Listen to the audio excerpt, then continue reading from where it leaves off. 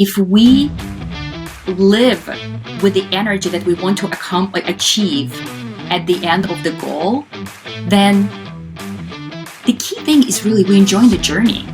Because how many lessons we miss out on just because we don't see anything around us, and we just have a tiny, very narrow tunnel, and we run. We get to the goal. We even forget why the goal is important.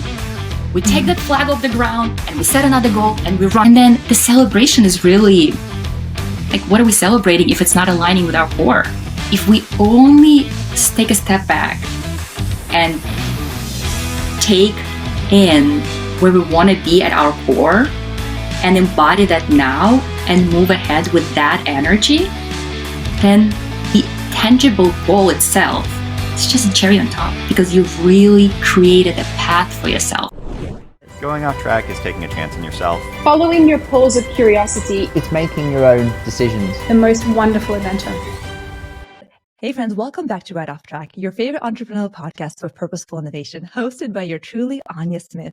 Ever felt stuck juggling career, parenthood, and passion? This episode is a roadmap to balance. We've got Kamilla Pinel, a new mom who also rocks a corporate job, spearheads her You Dream, You Do coaching practice. Originating from Uzbekistan and now thriving in the US, Kamilla's life is a roller coaster of lessons and chasing authentic happiness. She's here to share how you can balance life's many roles while still chasing your dreams without compromising your true self. Let's dive into Kamilla's unique insights and tips for maximizing your life's potential. Welcome to the podcast, Kamilla. I'm so genuinely excited to have you here. Oh my God. Thank you, Anya. I'm so excited to be here myself. Thank you for We got this started. We got this started through all the technical. Hey, nothing is perfect, Yes. right? We just make it perfect. 100%. And Kamilla, did we meet on Threads? How did we meet? Was that Instagram, No, Threads? I think I actually reached out to you on LinkedIn, if I'm not mistaken. Oh, Or wow. was it Instagram? I'm not really sure. But yes, one of those platforms. And I said, hey, I might have something for you. And you were, Yes. generous enough to invite me. So I'm super excited to be here. I am super excited to have you. And to be fully transparent, I also did your coaching program. So you recently had a launch and I was very excited. And honestly, selfishly, I wasn't sure how I would commit to it and how much I would like it, because I always like the idea of growing when I hear it. But then when the time approaches, I'm like, oh, do I have an hour for this? Is it worth it? And from the very first session we had, I kept coming back to it. Like, yes, this is so important. And now I think it's been over a month and I'm still thinking about those practices and seeing how they influence my life. So really excited to share that with the audience. But before we dive in, let's talk about you and how this whole journey started.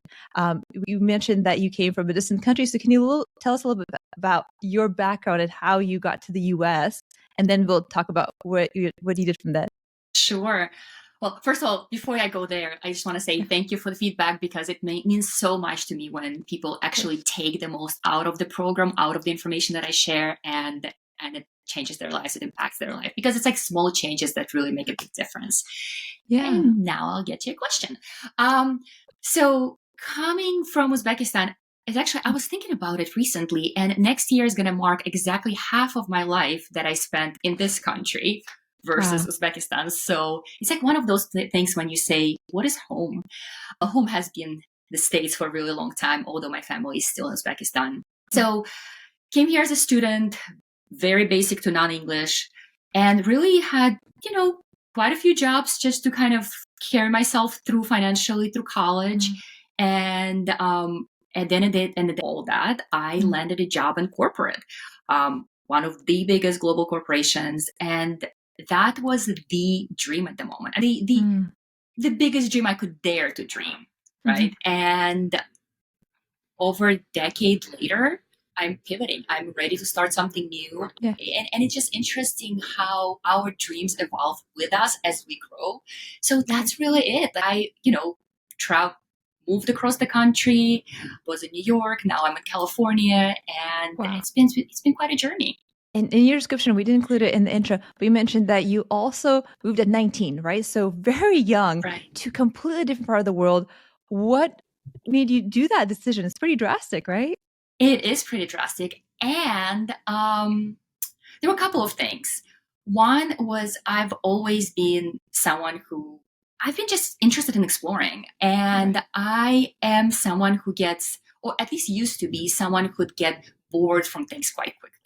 So, living at home, going to college, life was pretty darn good, and easy is never my jam.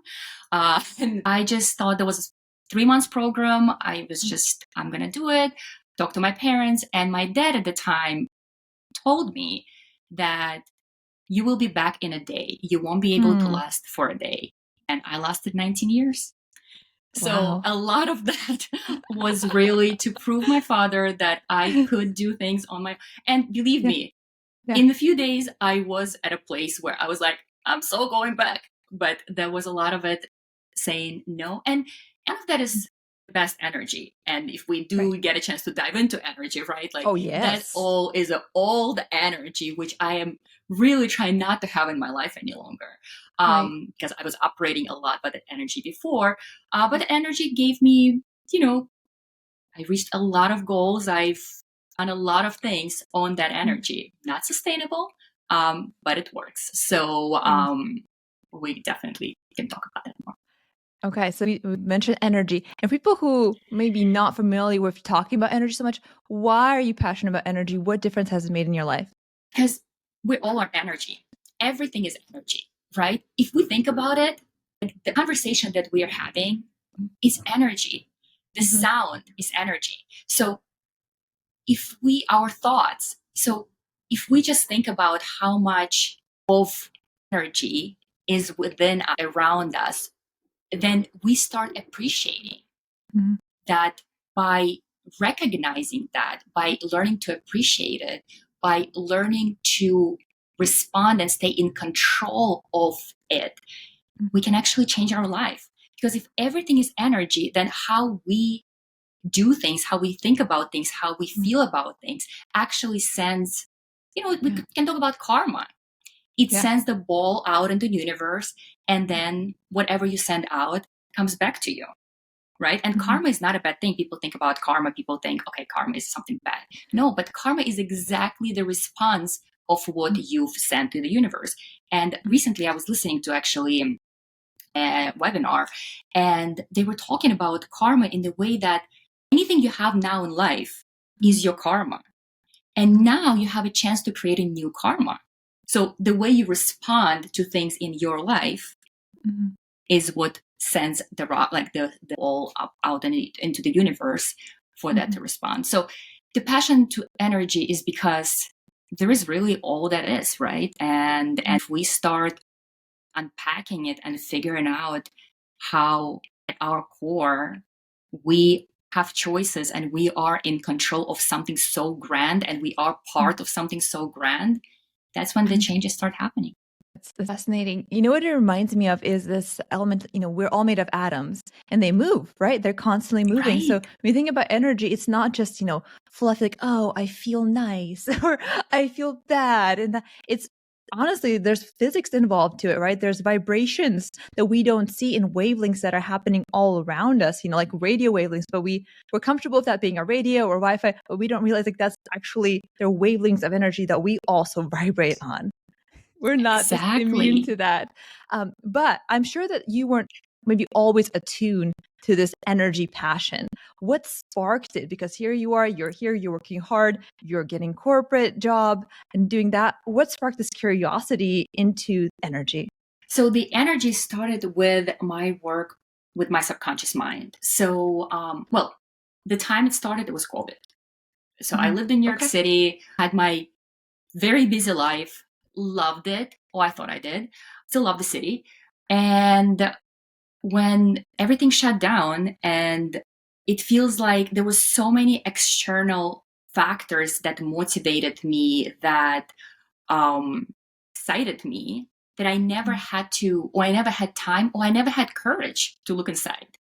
So when all of that was shut down, that's when I actually started exploring, and that's when I went on the path of self-discovery. So, and that I really have done so many practices, but my journey actually started with hypnotherapy. And I've done hypnotherapy. I actually want to eventually become a certified hypnotherapist just because, and not because I want to actually do hypnosis, but because I want to incorporate it in my practice, given how much power it has to unpack what we don't even know that controls our life. And that's subconscious. So our subconscious mind has its own memory, has its life of its own. And what we think that we make decisions every day, we actually don't. Most of us live based on our preconditions, based on our limiting beliefs, assumptions, and all of that good stuff, right? Which all stored in our subconscious mind. So until we actually consciously bring that to here and start thinking about it from how does that benefit our current life? How does it empower us versus limit us? Until we start thinking like that, our subconsciousness runs our life. So I started there, and that brought me to coaching, my journey into coaching. And again, like I've done a lot of woo-woo and practices and all that stuff. So I've done it all, and I'm super excited about it all. Energies. And I love it. See it all. And it all has place to be. You know why? Because maybe that specific thing is not on its own doing anything, but your connection to it and the energy that you charge it with, that's where the magic is. It's not 100%. The pen, right? It's like literally what you put into it. So, but going back to the coaching, and when I was looking through the programs, I couldn't really connect with any just very mainstream kind of programs, right? And the program that I completed is energy coaching. So it's all about let's connect with the deepest selves and let's unpack everything that had in our who bag for so long, because our who bag is what we believe we are and what we introduce ourselves as we are, but it's not really who we are because we don't know who we are a lot of times. Because since we're kids, we're told who we are, right? So, and the time when you actually get to explore the true essence of who you are, that's when magic starts happening. So that's kind of my long answer to what I love and how I got to energy. You know, for anybody who maybe isn't familiar with hypnotherapy, I also found it a little bit early on in life. I think for better or worse, I grew up with a mom who was always looking at self-help books, like all of the energy, the tapping, the everything. And I loved it because I'm thinking, well, there's a lot of things that are challenging in life. Why not try what's out there? Why not? If you could, if it doesn't work, not a big deal. But instead of maybe, scrolling on Instagram and social media, which I do too, what if I spend those same 10 minutes on something else? And if it doesn't work, fine. But if it does, there's only an upside to that. So hypnotherapy, what I remember from it, I haven't done it as much recently, but I like Joseph Clow was the person I was following at that time. And it gets beyond your subconscious because we have very conscious defense, maybe guard. That's like, oh no, that's illogical. Right? It's like it's these trained defenses that are on guard, like this is who you are, this is what I see, this is the security telling you don't do that, do that. But when you're asleep or subconsciously, less guarded in hypnosis, like that's where work is happening. I do find it really magical too. And I'm excited that you're adding that to your toolkit. Absolutely, yes. Okay, so now we've explored this, we've got to energy. How has then your practice evolved to now we have this you dream, you do practice? So I work with people on one-on-one basis. My relationship with my clients starts with the assessment. It's called Energy Leadership Assessment. And that actually has been voted by Forbes one of the top leadership assessment on the market. And the reason for that is because it doesn't tell you, it's probably one of the few assessments that do not, if not the only one, that does not tell you who you are. What it tells you is that who do you show up as at current moment in your life, which is very fascinating because when somebody tells you this is who you are, you take it as you take it as a box. Right. When I tell you that this is how you show up, and there's a whole universe of opportunities for you to show up in any way you actually want to show up, that is when energy work can begin. So the assessment really just defines how do you show up in all areas of your life and what energy do you bring to the table at your normal business as usual kind of life, as well as under stress. Because under stress is where the true subconscious kind of energy, like all of that really, really kick in, right? So, and then from there, even though people usually come with a goal, that assessment opens their eyes to pivoting or shifting, or even looking at the same goal, but more from with a different light, because now they know the core qualities that they want to work on in order to be where they want to be. So the goal itself, that pin somewhere far ahead, becomes like less relevant, and what becomes more relevant is the work they want to do now. And it usually, and then through the work we unblock like blocks that they have, all the assumptions, all limiting beliefs. We build a plan. There is definitely quite a bit of accountability involved.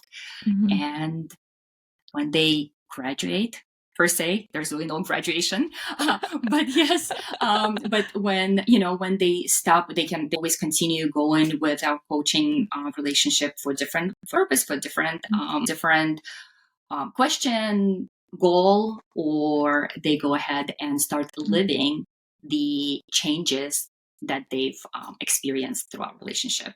So I also do the group trainings, one that you attended. So I actually make the program now over 6 weeks rather than a few days, just because there's a lot of homework that I want to be completed in between, and people gain more by working and by living through the knowledge that they receive through a longer period of time. So then we can come back and reflect. There are more group exercises. So there is a little bit of that. And I'm a speaker. So I have an event that I speak in tomorrow, actually.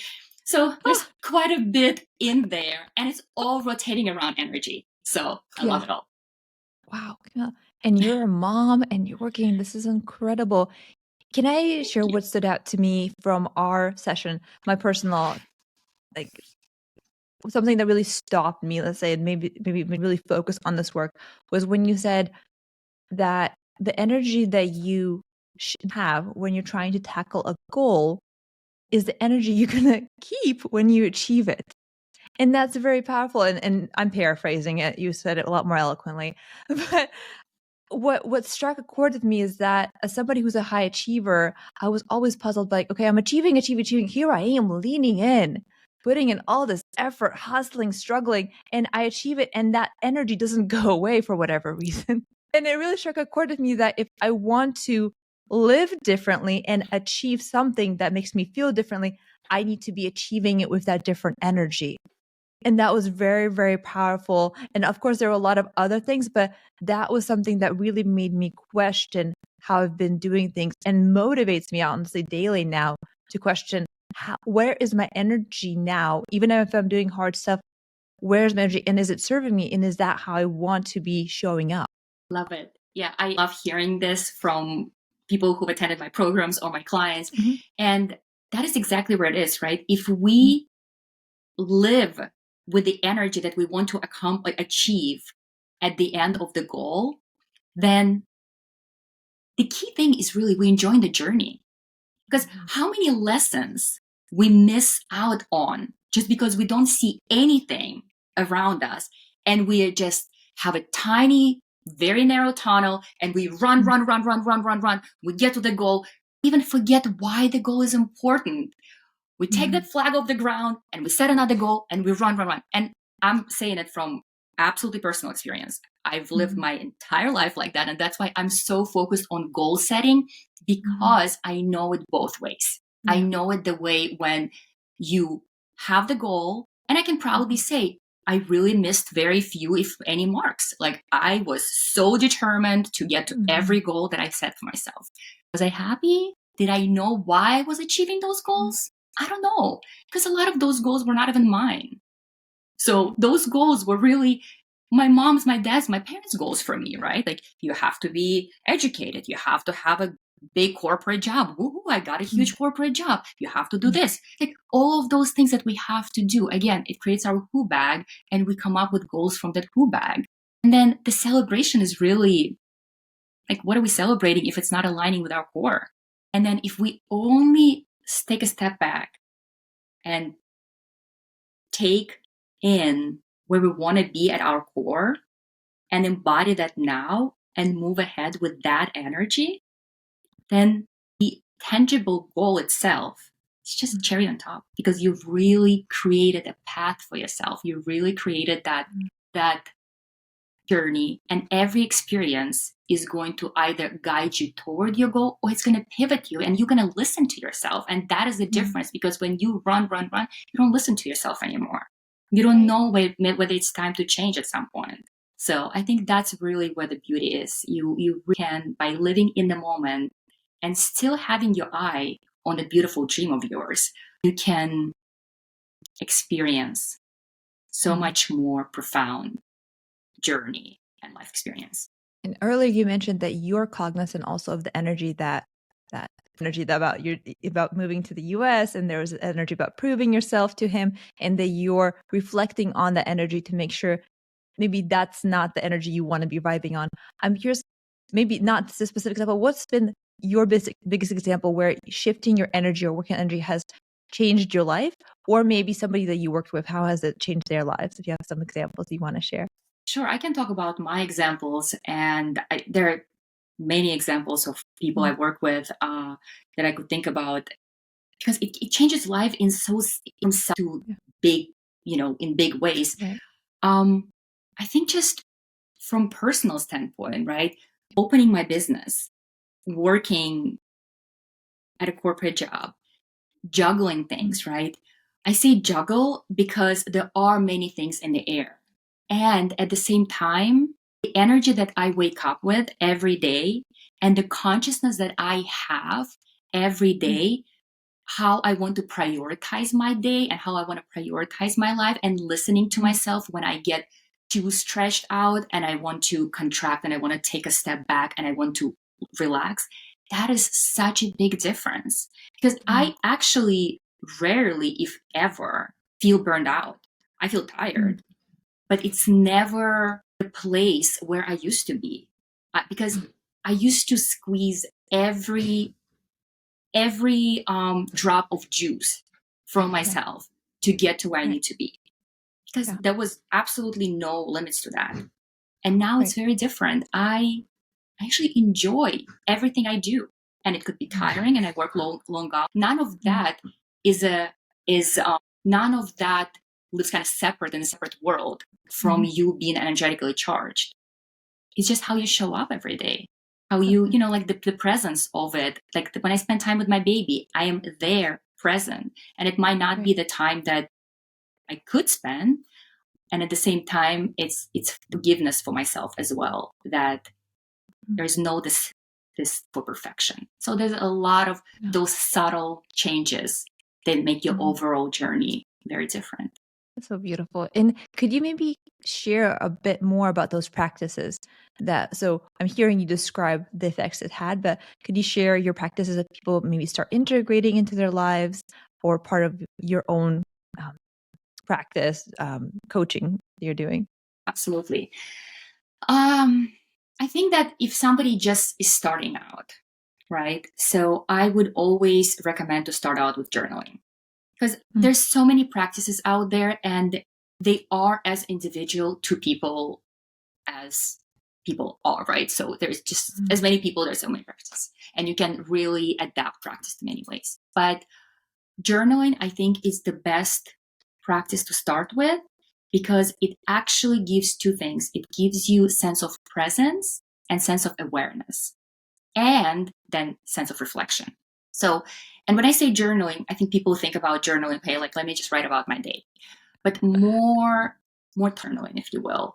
So, for example, if somebody experiences a lot of frustration in their daily lives and they constantly feel like they're like on the edge, so have a frustration journaling and ask yourself to journal at the end of the day, every time you triggered, what triggered you, what did you feel right the minute before you got triggered, and what helped you to get out of that state. And if you journal that for 3 to 5 days, and then add on how much time do you sleep, experiment with your sleep schedule, experiment with your food schedule, And I'm going to be the last person to tell you everybody has to sleep 8 hours a week, 8 hours a day. 8 hours a week sounds more reasonable, but I'm just kidding. So, A little extreme. Right. So, really, if you start experimenting and adding that into your life, you will see and you'll be able to come up with your own success formula.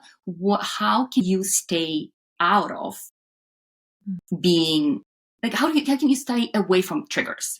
Or when there is a trigger, how can you respond rather than react?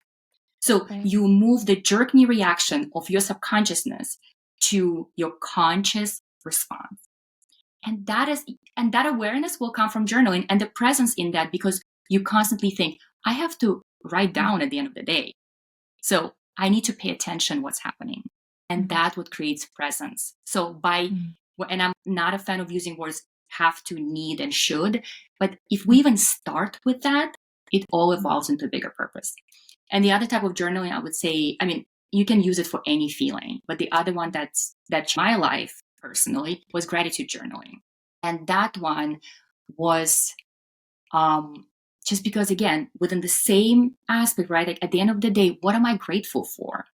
And next day, you start thinking, I have to write something down, so I better pay attention to all the wonderful things in my life. That creates awareness. And where focus goes, energy flows. So you automatically become more positive because you see all the wonderful things in your life. And the key thing about gratitude journaling is not to journal only good things. So if there is a fight with a partner, for example, the gratitude can come. What have you learned from it? How did you react to it? And maybe you're not too proud how you reacted, but the learning that you can gain out of it, that worth gratitude, because now that you extracted learning and you took it in, you will move on as a different person. So next time you respond differently. So it's all about awareness. And the last thing I'd say, any practice you do, whether it's meditation, affirmations, all of those things, do them either when you just wake up or before you go to sleep. Because that is when your brain waves are at alpha state and you're more receptive. Your subconscious mind is much more receptive to that information. So you can actually receive much more benefit from those practices if you do it while you're just half asleep. So amazing. There's so much power. And I love that it's something anybody can access and start. What's funny is that I have my little gratitude jar over there. So at the end of the day, I take a little sticky note. And I'm not always good about reflecting about it during the day. Maybe I am subconsciously, probably. But at the end of the day, it forces me to see the positive. Even if the day was challenging, especially if you're tired, you just put down the kids like, thank God. Right? But it makes you feel like, oh, even in the most challenging days, there's something I can find that's positive, and you can build that habit. You know what's funny? I just did a journaling exercise the other day, and I hope it maybe bridges the gap between the sense of like, oh, this might be really fluffy. Who is it really for? But I was watching Joe Dispenza, who I also really admire around the energy work. And he was mentioning, like, what would he recommend to people if you could recommend everybody in the world to do one thing, right? And he recommended 8 steps, which, you know, the first are the same as the last 3, but in different direction. So the first one is to write down, like, so imagine 2 point, like, what is your big goal? What is your aspiration? How do you see your best self being? And you write down, what are all the thoughts that are preventing you from being that self? Then he talks about write down all the habits and actions that prevent you from being that best self.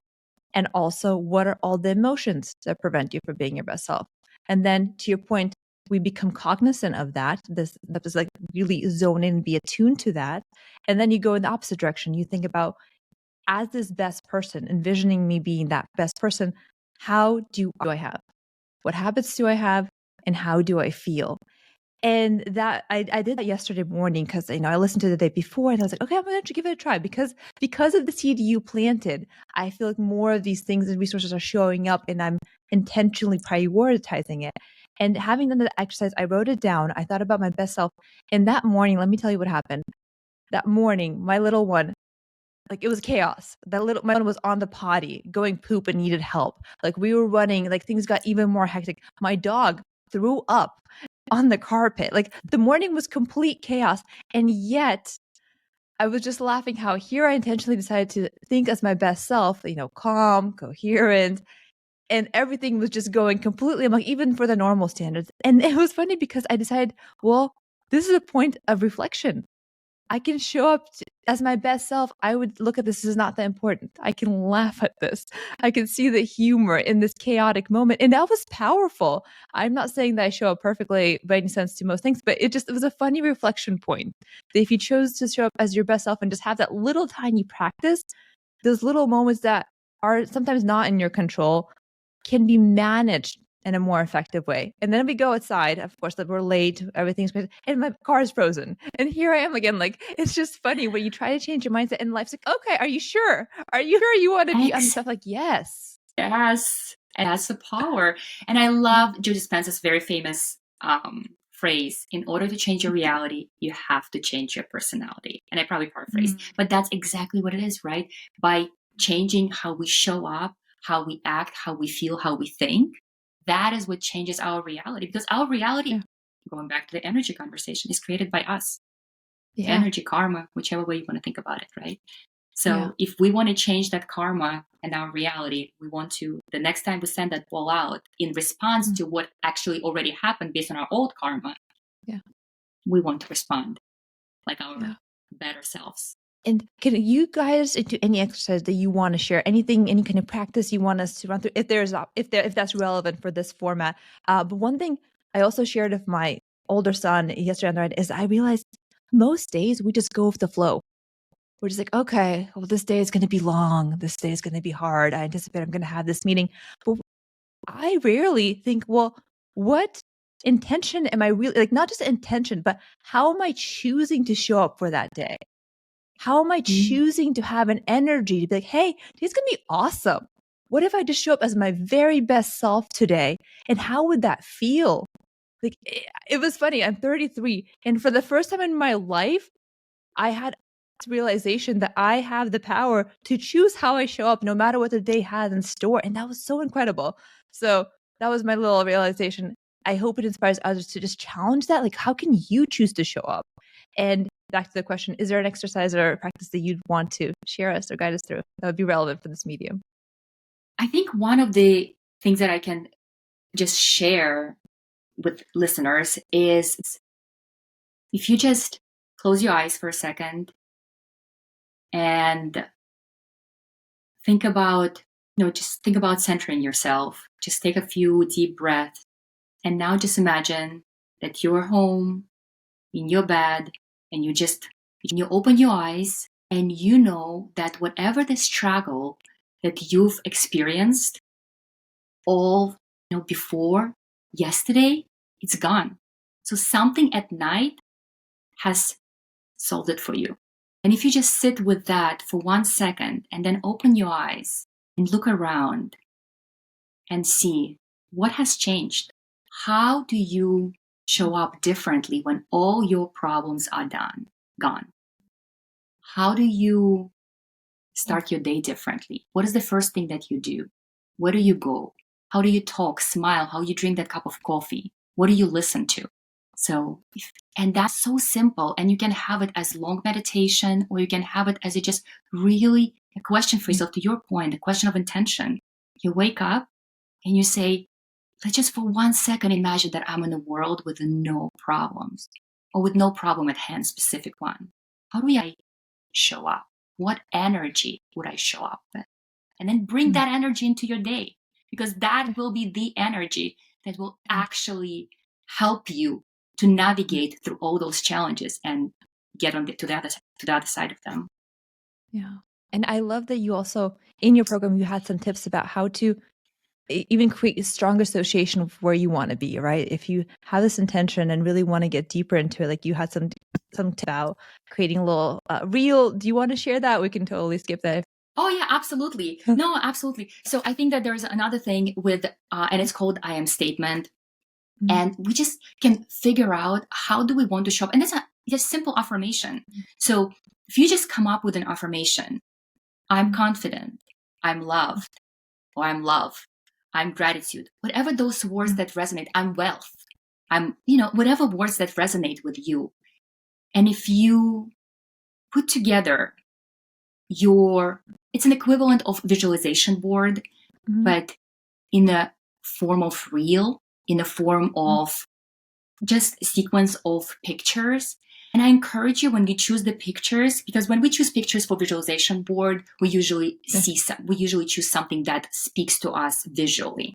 I encourage you to see and find pictures that might not even represent your goal visually, but they speak to you on other senses. They speak to you emotionally, spiritually. You really feel the connection with those pictures. So if you find 4 or 5 of them and attach each of the words that you want to show up as to that picture, create a reel, add a music to it, and watch it twice a day, the moment you wake up, and it's 30 seconds, a minute maybe, and before you go to sleep. And just as you watch it, just really, really the sensations that picture is giving you. And once the picture stops talking to you, find another one. See what has changed. Why are you feeling differently?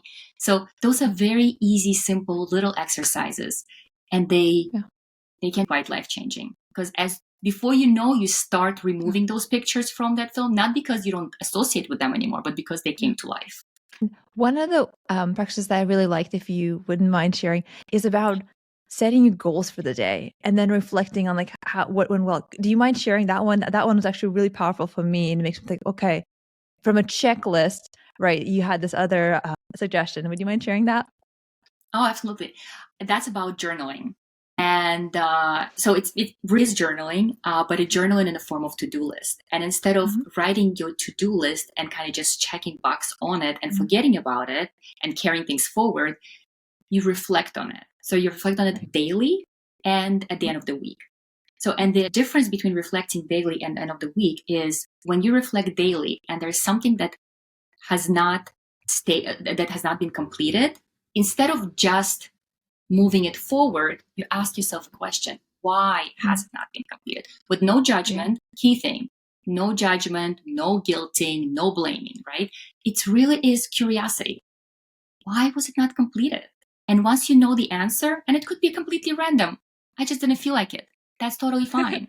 So you carry it forward and you do it for 3 days. And then at the end of the week, if it still hasn't been completed, you ask yourself, is that important?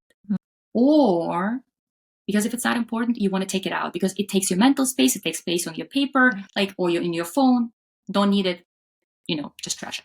Or other deeper fears or limiting beliefs or some subconscious blocks that prevent you from stopping that. Because if it's important and if it hasn't been completed when you meant for it to be completed, there's something bigger that's going on. And that is when you want to really go into self-discovery. Just by doing that, you really know. Again, it's all about awareness. Journaling is always about presence and awareness.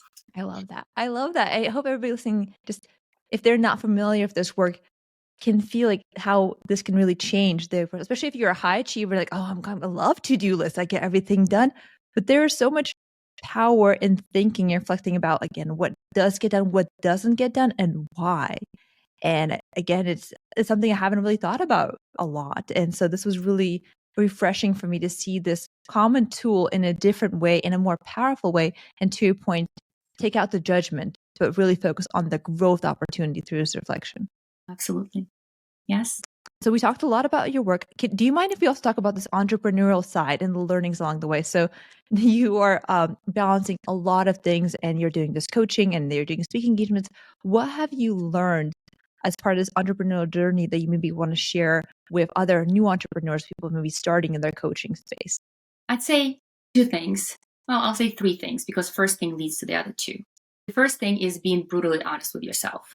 Being brutally honest with where you want to be and what can you do with everything you have going on in your life, and be forgiving and loving yourself.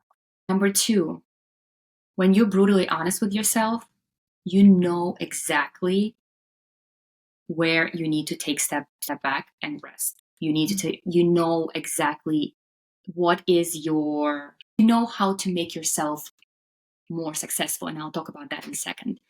So asking for help is the second one. And that one I've struggled with all my life. And honestly, this is so new for me as like past maybe 6 to 8 months, maybe a little more since February. So, and it actually came as part of me taking the LI assessment that I'm talking about. And when I took it, I had that energy of like, that's not a big deal. Until it really, really ripped with me. And I recognized how much I struggle with asking for help, how much that actually limits me in so many ways. And people offer help and I never can take it. Right. And there's deeper thing going there too. So the point is that asking for help, because they're all there that will be willing to help you. If not your family and not for free, then it goes to the third one, investment in your self-care. Like we always think about self-care as luxury. We think, okay, like I'm too busy. I'm building my business. So the finances are probably, tied up there. So all of that.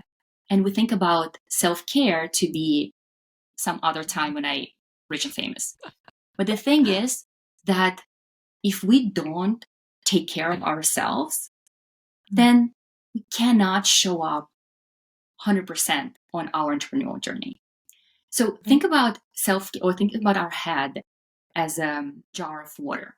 If you fill it up to the rim and like you have new ideas or you have more drops of water, let's say, right? How can you possibly fit it into that jar? You just can't. Right. So all those ideas, all those potential that you have as an entrepreneur, because as entrepreneurs, we have to be creative. We have to be, like socializing and doing this and like, all those things that we need to do, right? Because that's part of our business. How can you do it if your jar is already completely full? So self-care is a necessity where you empty part at least of that jar, if not everything.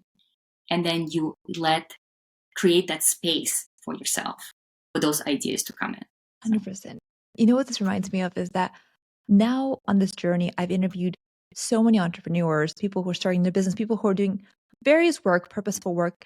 And I'm honestly surprised in a really good way how many people who make incredible things happen, they do find help along the way.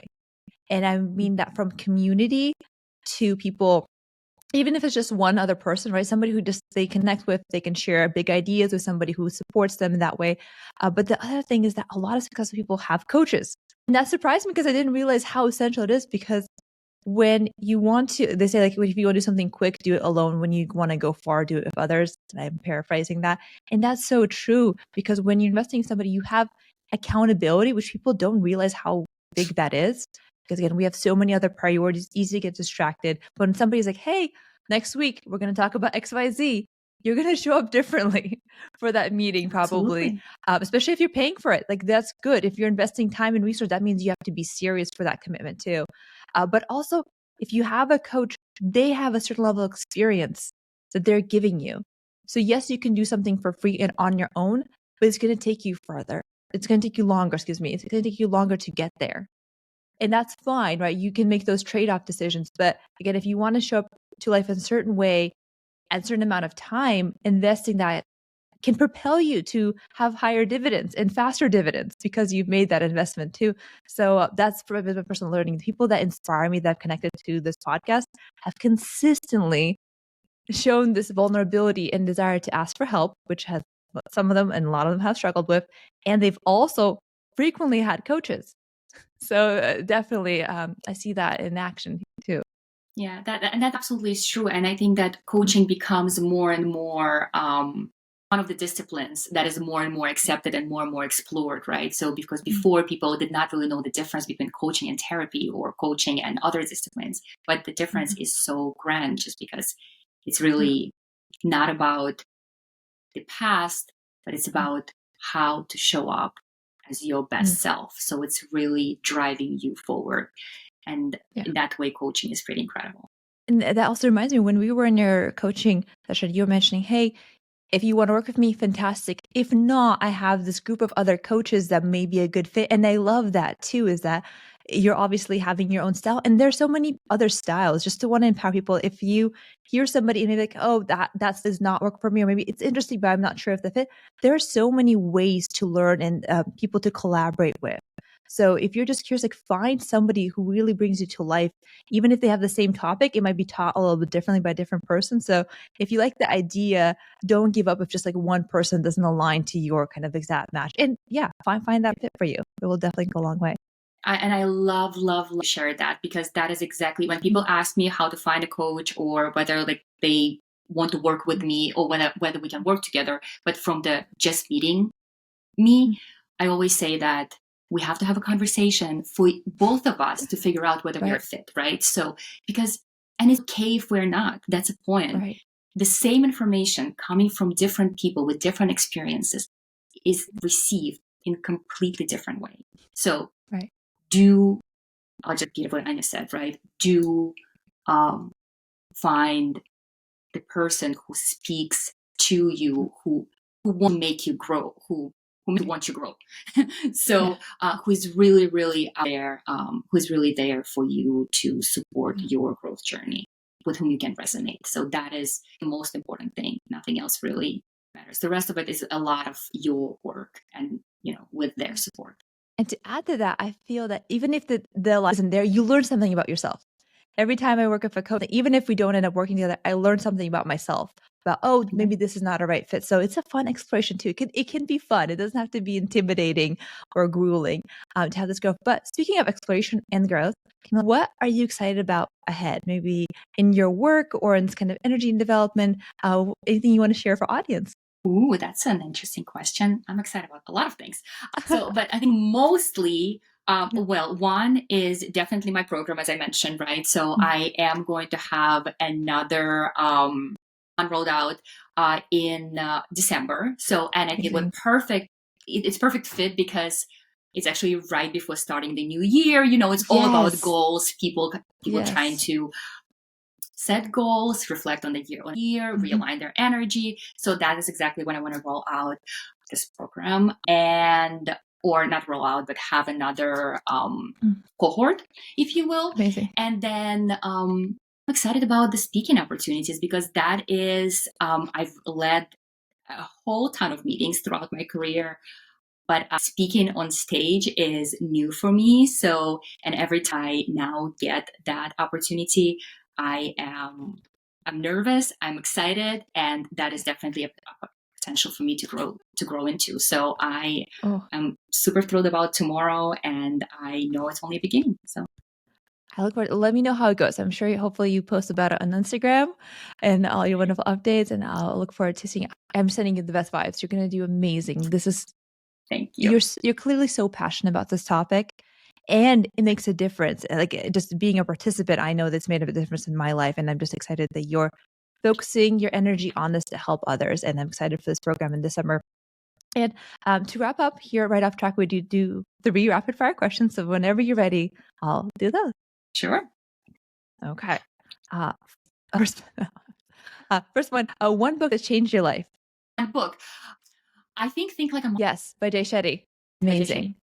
Oh, I love it. He's such an yes. Okay, check that out. Yeah. Most used app on your phone.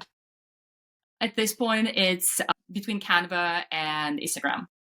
Oh, 100%. 100%. Okay, well, not least, going off track is an amazing podcast that everybody should listen. That was the best response yet. I'm very biased. That's an amazing response.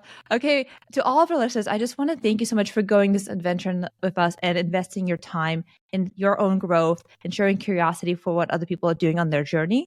And as a quick plug, Right Off Track is a podcast of a purpose. And one of my purposes right now is to support an amazing nonprofit, Ready to Empower, which empowers women worldwide. They have been in operation for 10 years right now, and they are raising $50,000, which 100% of which goes to operation costs. And they are doing that by December 8th. So if you feel it in your heart to make a generous donation of any amount, I would be so grateful. Please check out the description below for more info on that. And Kamilla, anything else any final thoughts you want to share with our audience before we let you go? No, I think just if you're interested in exploring more about energy, about coaching, you can just book a free call with me on my website, or, follow me on Instagram. So it's at you dream, you do. It's YOU, both times. And I'm super grateful. Thank you, Anya. This was incredible.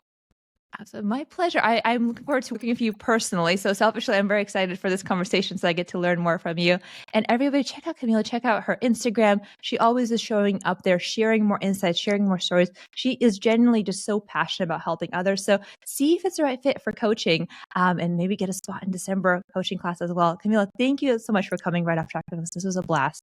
Thank you, Anya. This was awesome. My pleasure. Take care. Bye.